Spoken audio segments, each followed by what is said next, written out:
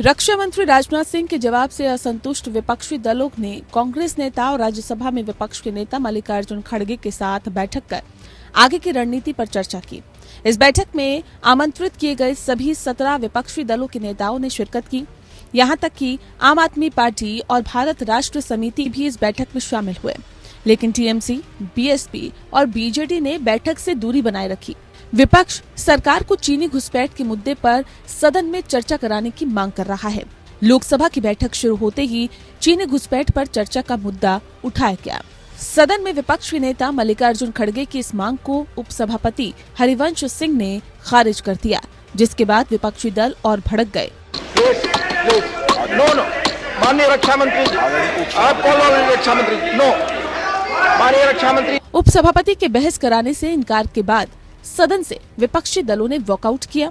मल्लिकार्जुन खड़गे का कहना है कि रक्षा मंत्री राजनाथ सिंह ने चीनी सैनिकों से झड़प को लेकर कुछ बातें छिपाई है, लिहाजा हम उन बातों पर चर्चा चाहते हैं। क्लैरिफिकेशन है। अरे अपना स्टेटमेंट पढ़ा चले गए, क्लैरिफिकेशन तो हम पूछ रहे थे, क्लैरिफिकेशन के लिए वो तैयार नहीं थे। पहले तो हम चर्चा पूछे, चर्चा को भी तैयार नहीं। इसका मतलब डेमोक्रेसी में जो कुछ भी चीजें होती हैं वो चर्चा से ही सॉल्व होती है, और हम वो जो चर्चा करके बताना चाहते हैं या कुछ स्टेटमेंट देके हम उसमें क्या कमियां हैं और हमारे पास जो इन्फॉर्मेशन है वो शेयर करना चाहते थे, लेकिन उन्होंने छोड़ दिया। कांग्रेस का कहना है कि देश के पहले प्रधानमंत्री जवाहरलाल नेहरू ने चीन से युद्ध के वक्त संसद में चर्चा कराई थी, जिसमें 100 से ज्यादा सांसदों ने सरकार से सवाल जवाब किए थे। कांग्रेस चीनी घुसपैठ के मुद्दे पर सरकार को घेरने का कोई मौका नहीं छोड़ना चाहती है। वहीं बीजेपी इसे सेना की बहादुरी पर सवाल बता रही है, जिस पर कांग्रेस सांसद प्रमोद तिवारी ने कहा कि हमें सेना पर पूरा भरोसा है, लेकिन सरकार पर नहीं। वहीं कांग्रेस सांसद रक्षा मंत्री के जवाब को अपर्याप्त बता रहे हैं। No, listen, as far as the December 9th incident is concerned, there are no two opinions about it. The army has acquitted itself remarkably well, and I believe that all of us showed tremendous support for the army. I issued a statement as soon as the news broke yesterday. I'm with the army. I think the whole country is with the army. The Congress party is with the army. We respect the army's courage, its vigilance, and its exemplary performance in all these matters. The problem we have is not with the army. The problem we have is with the political leadership of our country and their unwillingness to confront what has happened in this LAC, along the LAC, in many points along the LAC. नेता विरोधी दल हैं, तो उनका कर्तव्य है कि वो कोई कदम उठाएं तो सबसे विचार विमर्श करें। कांग्रेस इसमें विश्वास करती है, इसीलिए हमारे नेता विरोधी दल खड़गे साहब ने सारे नेताओं की बैठक बुलाई।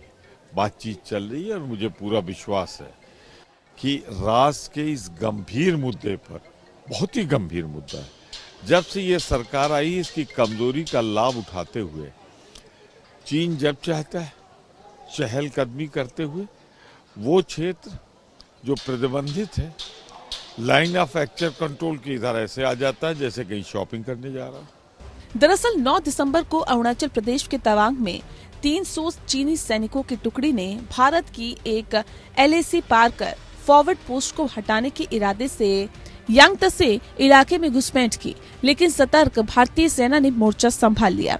इस झड़प में भारत के 6 जवान जख्मी हुए थे। वहीं चीन ने इस बारे में कोई ब्यौरा नहीं दिया।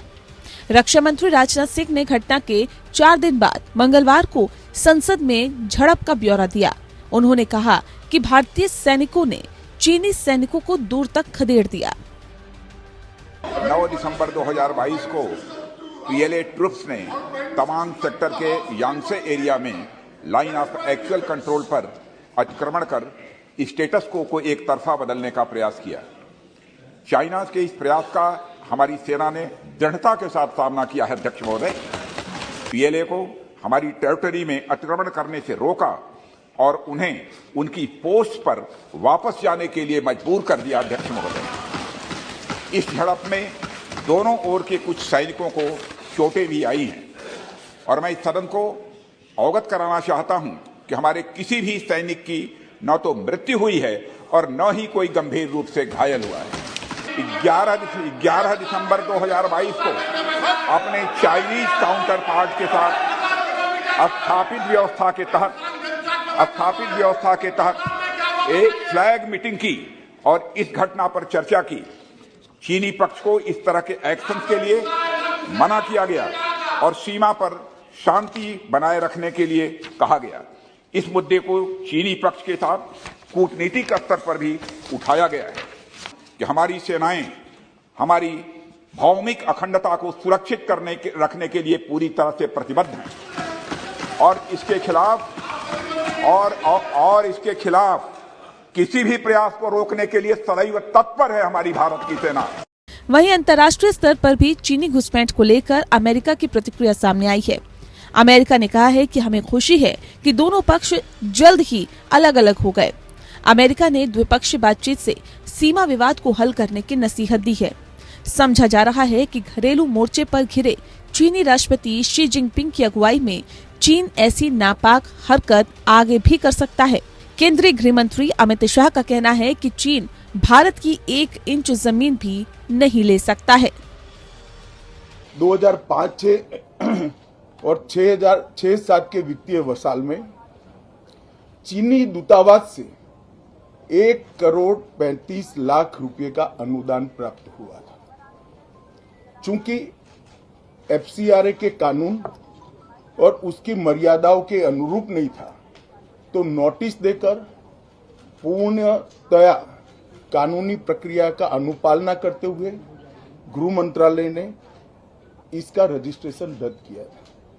फाउंडेशन ने अपना रजिस्ट्रेशन सामाजिक कार्यों के लिए करवाया है और ये जो राशि चीनी दूतावास से मिली, इसका उपयोग भारत चीन संबंधों के विकास पर शोध करने के लिए ये पैसा दिया। जीरो कोविड पॉलिसी की वजह से चीन के बैंकों को $212 बिलियन यानी 17.6 लाख करोड़ का नुकसान हुआ है।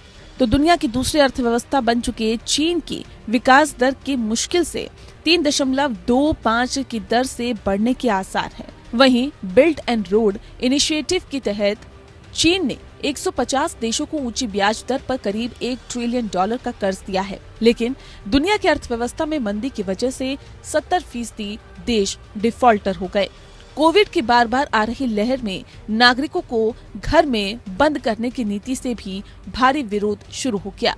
ऐसे में समझा जा रहा है कि शी जिनपिंग चीनी जनता को मुद्दों से भटकाने के लिए ऐसी कोशिशों को हवा दे सकते हैं, क्योंकि पिछले साल 16 अक्टूबर को कम्युनिस्ट पार्टी की राष्ट्रीय स्तर की हुई बैठक में 15 जून 2020 को गलवान घाटी में हुई मुठभेड़ के वीडियो दिखाए गए थे। साथ ही उस कमांडर को विशेष रूप से आमंत्रित किया गया था जो भारतीय सैनिकों पर बंदूक ताने हुए था। जाहिर है चीन की इस तरह की बढ़ती हरकतें आने वाले वक्त में और भी बढ़ सकती है। Bureau report APN।